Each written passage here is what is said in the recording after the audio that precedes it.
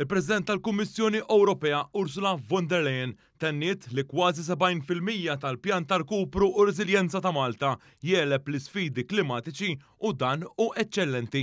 Qalet dan hekk kif flimkien mal-Prim Ministru Robert Abela żaret l-Iskola tan-Nadur li qed tkun irreġenerata b'investiment massiġġ minn fondi Ewropej. Next Generation EU, our investment plan, is investing 330 million euros here in Malta and in Gozo.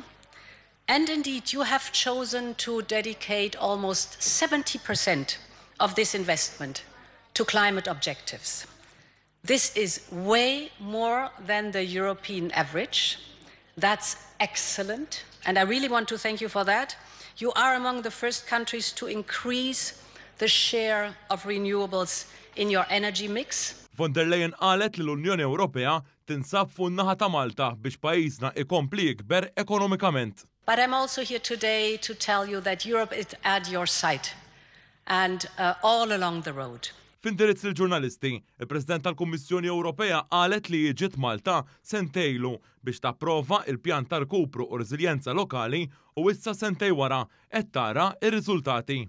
I was in Malta 2 years ago to launch the Recovery and Resilience Plan, and it's good to see already 2 years later the results of the work that we've started back then, because this is just the beginning. We will continue working on other great projects, so there's lots of good projects in the pipeline. Ursula von der Leyen tkellmet dwar l-importanza ta' dan il-proġett fil-qalba tal-komunità tan-Nadur. The school is indeed brand new.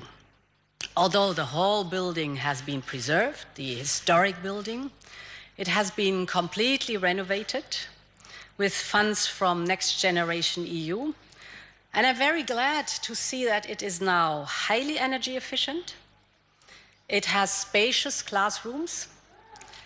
It has a better air quality.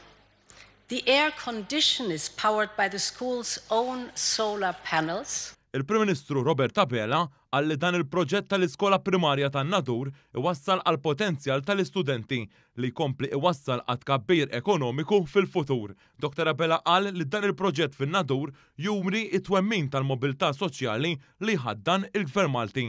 Utilizing over 6 million euro, 6.3 million euro of next-gen EU investment to deliver new facilities to enhance the education of the next generation of Gozitan students.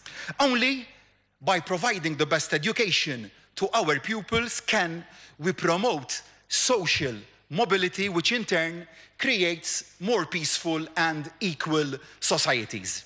Hawnhekk il-Prim Ministru Robert Abela tkellem kif il-pjan tal-Gvern u li għawdex tkun l-ewwel gżira ħilsa kompletament mill-karbonju, dan fosthom bil-proġetti li trasport pubbliku jinqelbu għal flotta tal-elettriku. Il-Prim Ministru Malti sostna li dan l-investiment iwassal biex pajjiżna jibqa' miexi l qudiem u jiegħleb l-isfidi tal-ġejjieni.